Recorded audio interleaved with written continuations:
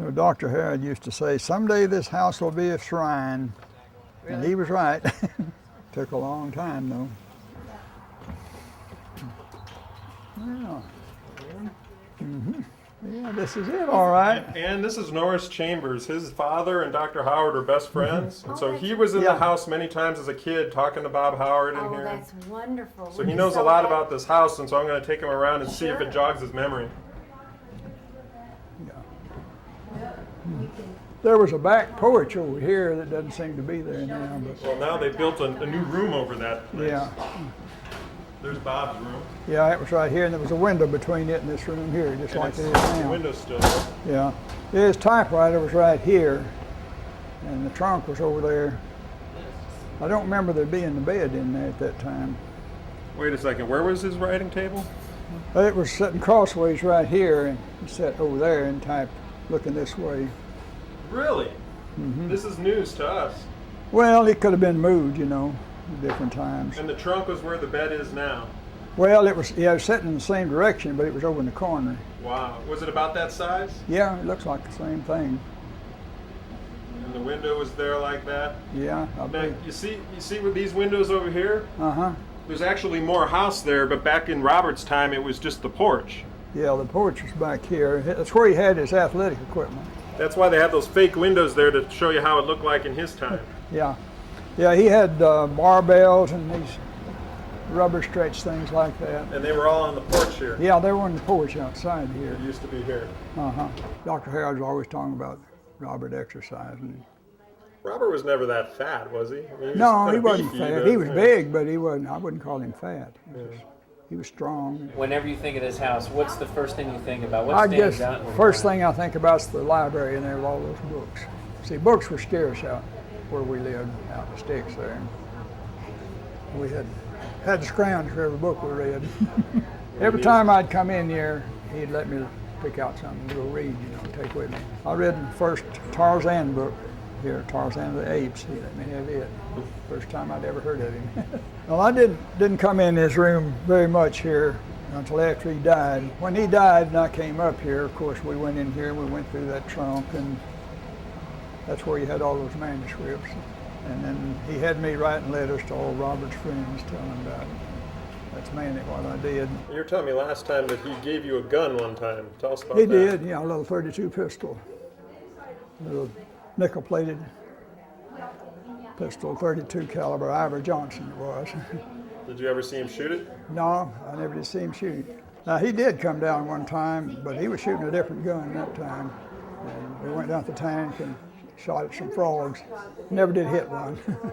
He said that he was going to get some of those little bird shot for a pistol, but I don't know if he ever did. He said then he could hit things with it.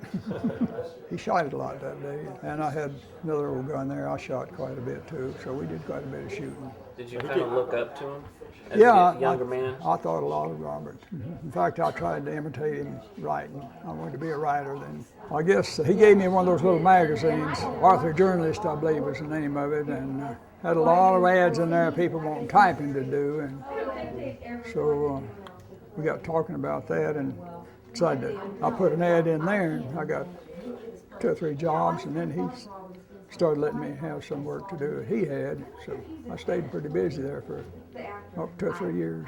What kind of advice did he give you on writing? Just kind of little stuff?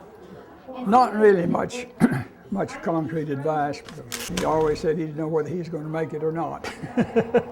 But he stayed with it and he made good money. I know DeCamp said he didn't make much money, so the most he ever made was a little over $3,000 a year, but that was a lot of money back then. Oh, yeah. I never did see him anything but gentle.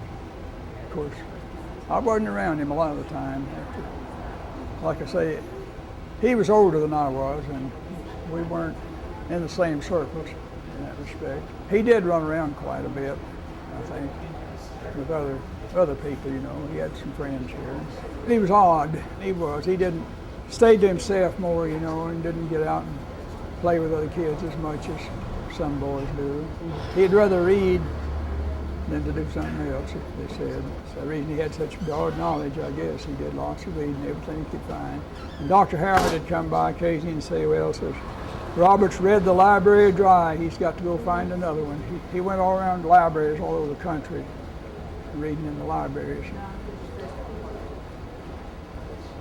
But I guess he never did run dry. He was very good to me. He loaned me books and everything like that. Stop and talk. No matter how busy he was, he'd come out of his room here and come in here and sit till we left.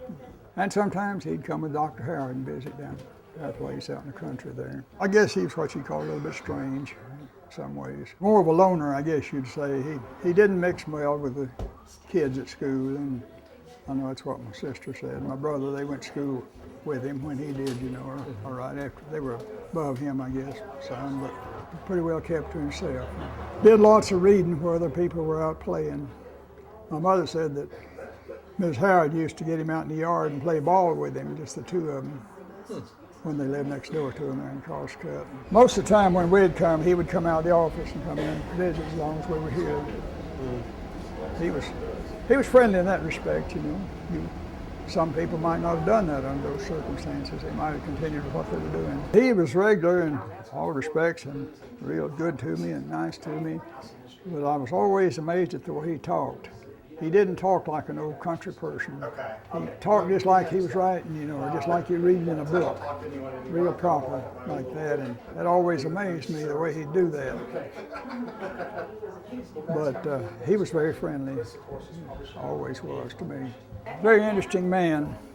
Makes you wonder what all he would have done if he had lived. And Dr. Howard used to say, this house will be a shrine someday. Now, I never thought that he knew, but it turned out almost that way.